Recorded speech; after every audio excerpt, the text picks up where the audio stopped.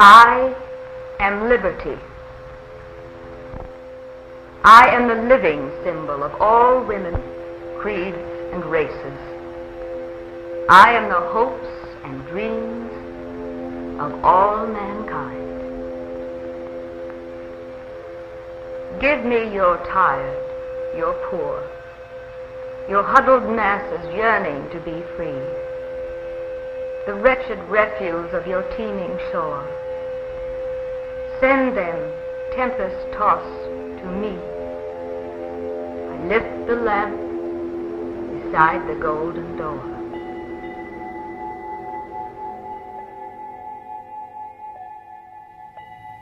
We have been compelled to create a permanent armaments industry of vast proportions.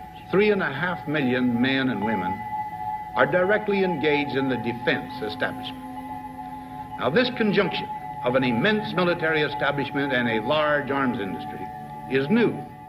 In the councils of government, we must guard against the acquisition of unwarranted influence, whether sought or unsought, by the military-industrial complex.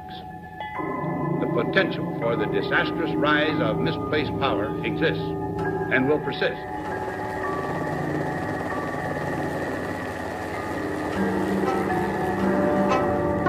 For 20 years, first the French and then the United States have been predicting victory in Vietnam. In 1961 and in 1962, as well as 1966 and 1967, we have been told that the tide is turning. We have been wrong. The history of conflict among nations does not record another such lengthy and consistent chronicle of error as we have shown in Vietnam. It is time to discard so proven a fallacy and face the reality that a military... My fellow Americans, not long ago I received a letter from a woman in the Midwest. She wrote, "Dear Mr. President, in my humble way I am writing to you about the crisis in Vietnam. I have a son who is now in Vietnam. My husband served in World War II. Our country was at war. But now, this time, it's just something that I don't understand. Why?" Remember what the president said about Uncle Sam already spending at the rate of $100 million a day on this war? That's a lot in anybody's language. Production is rolling, and every day new production lines are swinging into action. Freeman Junta has been named to rule the Dominican Republic, and U.S. Marines were ordered into the country. Our role is to help the Lebanese put their country together. U.S. forces are engaged in action in Panama to eject the Iraqi army from Kuwait. Armed forces joined our NATO allies in airstrikes against Serbian forces. In recent months, we have bombed Serbia, Bulgaria, Kosovo, Afghanistan, Sudan, Iraq, and China. We've got to double it. Make it $200 million a day. Our war on terror begins with Al-Qaeda, but it does not end there. If Saddam Hussein does not fully disarm, for the safety of our people and for the peace of the world, we will lead a coalition to disarm him.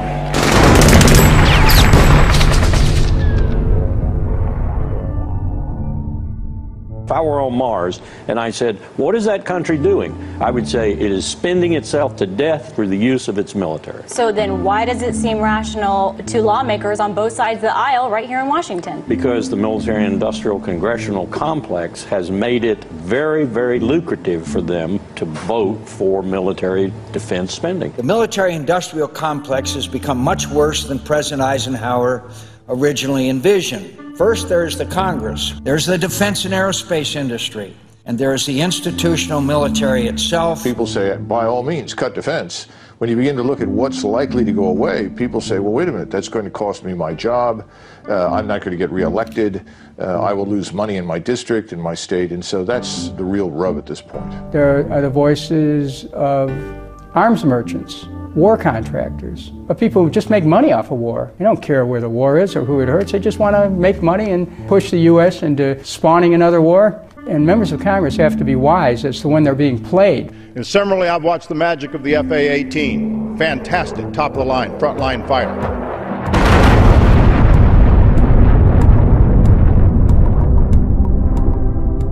The easy movement of high-ranking military officers into jobs with major defense contractors and the reverse movement of top executives in major defense contractors into high Pentagon jobs is solid evidence of the military-industrial complex in operation. Kucinich charged Cheney with knowingly deceiving the American public about Iraq and WMD, about al-Qaeda's relationship with Saddam Hussein, and with having violated his oath to uphold the Constitution. He went out and used his congressional contacts, which he'd gathered over those 5 terms in office, when he was Secretary of Defense. He used that, as so many people do today who go through that revolving door, to generate profits for Halliburton, and they rewarded him accordingly.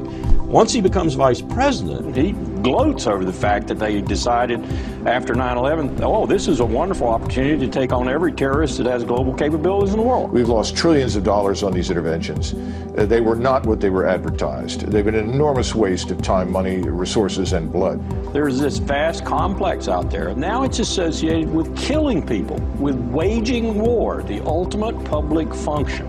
And it's not something that any single president could get his hands around. It is in our vital national interest to send an additional 30,000 U.S. troops to Afghanistan.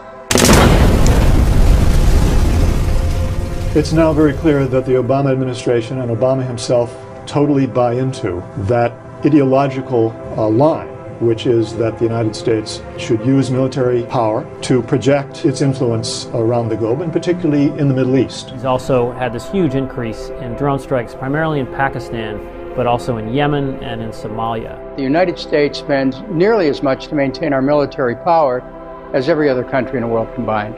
It's got us to bankruptcy. This country is the greatest debtor nation in human history. We're paying for both of these wars with debt by printing money.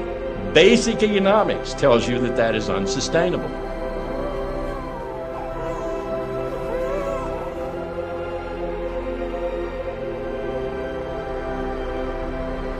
The dim trail ahead may not be always smooth, but at its end is a broad highway, a better way of life, not only for ourselves, but for all peoples everywhere.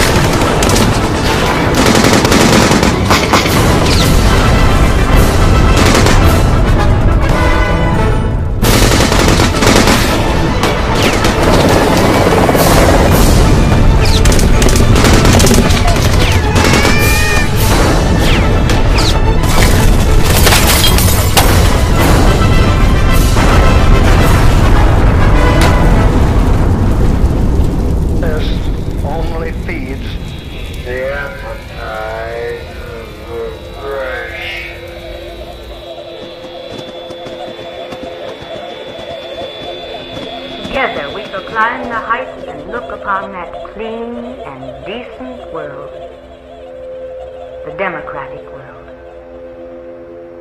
For so long as in your hearts you wish to have me with you, so long as you want me so much that you will fight for me, if need be, die for me. But above all, live for me.